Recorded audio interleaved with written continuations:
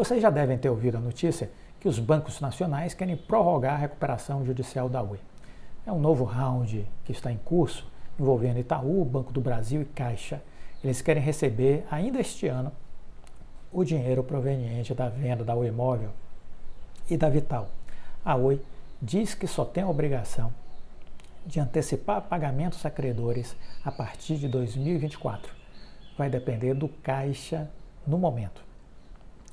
Os bancos Caixa, Itaú, Banco do Brasil pediram para o Tribunal de Justiça do Rio não encerrar a recuperação judicial da Oi enquanto não receberem os valores que, em seu entendimento, são devidos pela operadora e cujo pagamento pedem que aconteça ainda este ano. A Oi, no entanto, diz que só é obrigada a iniciar o pagamento antecipado a eles em 2024, caso haja caixa suficiente para manter as operações.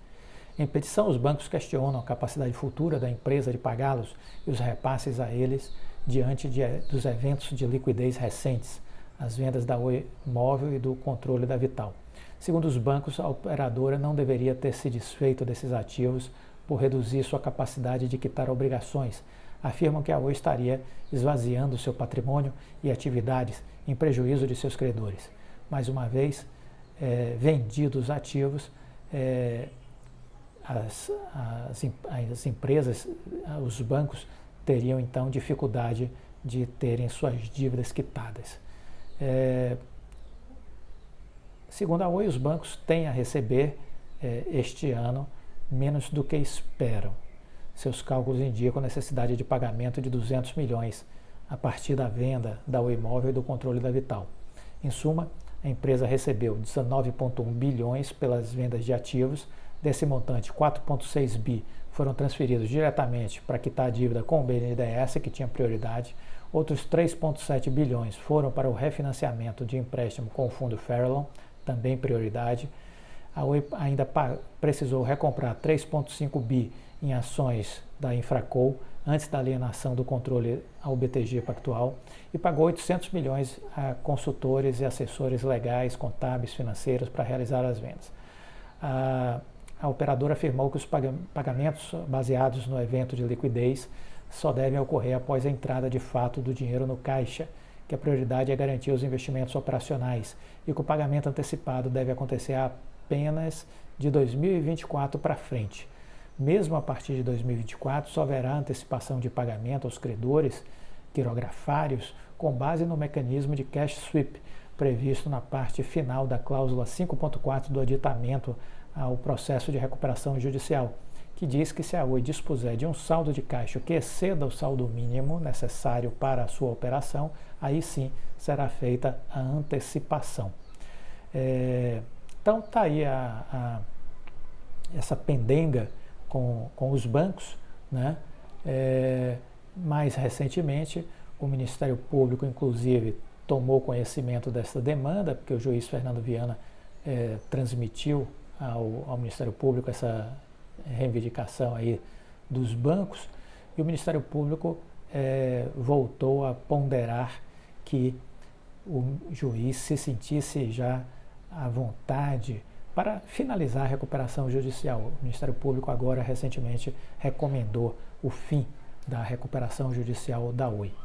Não trabalho com o cenário para agora do fim da recuperação judicial da Oi. Eu acho que o juiz Fernando Viana, pela sua conduta até aqui, tenderá a esperar a solução do imbróglio aí que envolve o pagamento dos 1,5 bi que estão depositados na conta da recuperação judicial pela Vivo, TIM e Claro, que questionaram esse pagamento e ainda o estorno de um valor de 1,7 bi pela Oi. Então, por conta da venda da Oi Imóvel. Então, eu acho que o juiz vai esperar para só encerrar a RJ depois de resolvida essa questão. Essa questão provavelmente só estará na mesa dele para análise em janeiro, quando ele estará de férias, o judiciário está de férias, ele só vai se debruçar sobre isso novamente em fevereiro. Então, entre fevereiro e março é que eu acredito que ele vai se manifestar, ouvir as partes e encerrar a RJ. Então, esse é o cenário com que eu trabalho. Ano que vem, fevereiro, março de 23, né? Voltamos a insistir aqui. Luiz Barsi, filho, diz que o aluguel de ações é um estelionato. Luiz Barsi, filho, diz que o aluguel de ações é um estelionato. Ele, que é o maior investidor da Bolsa Brasileira, enquanto pessoa física, diz que o Brasil legalizou o estelionato a não regular suficientemente operações vendidas por grandes fundos de investimento. Regularizou o estelionato ao não regularizar de forma suficiente as operações vendidas feitas pelos grandes fundos de investimento. Ele diz que essa estrutura de negociação distorce os preços das ações, que deixam de refletir os resultados das empresas. Segundo Barsi Filho, alguns ativos recentemente foram seriamente afetados pela pressão vendedora diária de grandes fundos que não deveriam ser chamados de fundos de investimento e sim de fundos especulativos. Dentre as empresas, ele destacou o IRB, Cielo, Cosan, Vibra Energia e, mais recentemente, a Oi.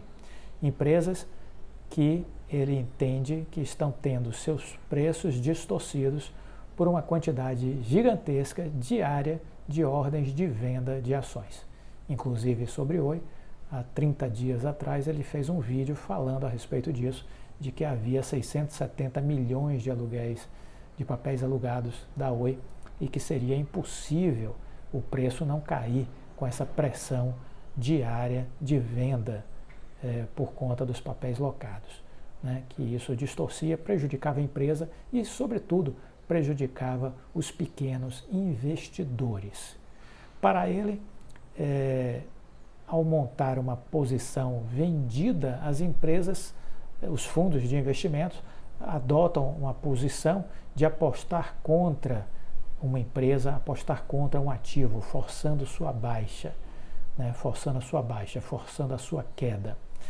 E esses fundos, ele destacou, não são tributados. Enquanto nós, pessoas físicas, pagamos 15% sobre o nosso lucro, estes fundos fazem isso, prejudicam os pequenos investidores, médios investidores, e não pagam 1% de imposto sobre essa operação especulativa. Então ele diz, essa estrutura permite que haja interferências. Essas interferências são manipulação. Então, se você raciocine comigo, dizer, se você aluga uma casa, você não pode vender essa casa. Isso seria um estelionato. Se você aluga uma máquina, um equipamento, você não pode vendê-lo. Isso seria um estelionato. Então, por que você pode alugar uma ação e vendê-la, se você não possui a sua propriedade? Isso é também um estelionato.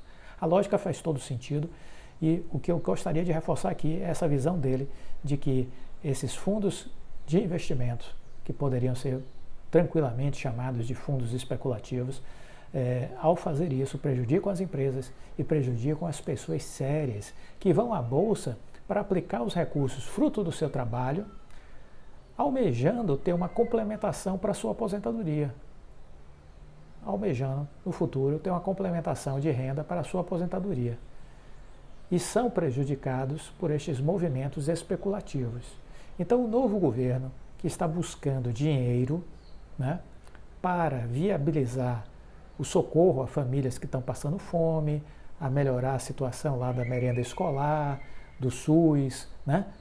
Uma das fontes de receita pode ser a taxação dos fundos de investimento que hoje não são tributados. E essa taxação deve ser ainda mais elevada nas operações de aluguel de ações. Então essa é a bandeira que eu estou levantando, é a bandeira que eu estou defendendo. Tenho postado isso nas redes do futuro vice-presidente Geraldo Alckmin, da Simone Tebet, que talvez ocupe uma posição de ministério no governo Lula, na própria página oficial do presidente Lula, e sugiro que todos nós aqui, que somos acionistas de Oi, façam isso. sugiram ao futuro governo que os fundos de investimentos sejam tributados e que, sobretudo, as operações de aluguel de ações sejam tributadas, porque estes fundos não pagam 1% sequer de imposto. Isso pode ser canalizado para viabilizar os recursos necessários para o Bolsa Família, antigo Auxílio Brasil, para a merenda escolar, para o SUS e outras coisas mais na área social. Então está aí a ideia. Estão pensando seriamente em tributar os dividendos, projeto este que já era do ministro Paulo Guedes para o futuro governo Bolsonaro, se fosse reeleito, e provavelmente o futuro governo do presidente Lula vai adotar a tributação dos dividendos.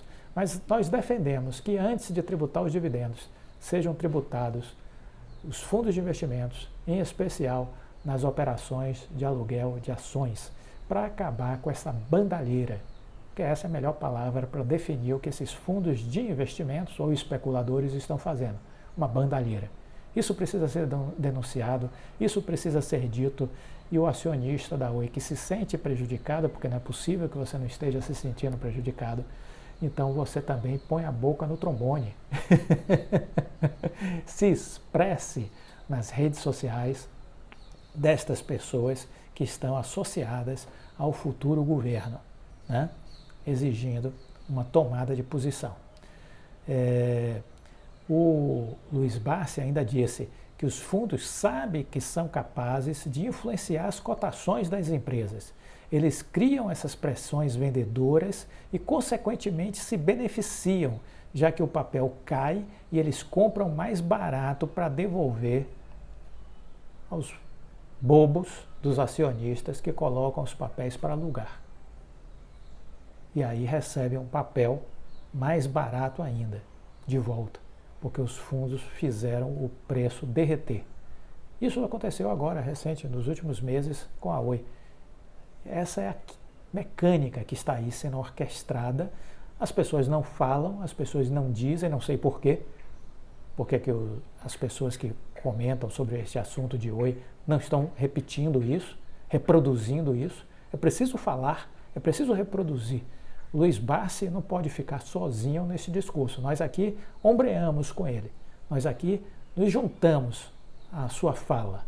Entendemos que isso é uma prática que está produzindo distorções na Bolsa de Valores e que está produzindo danos para as empresas e para os acionistas, sobretudo os minoritários, que precisam se organizar, que precisam estar juntos, lado a lado, para defender os seus interesses.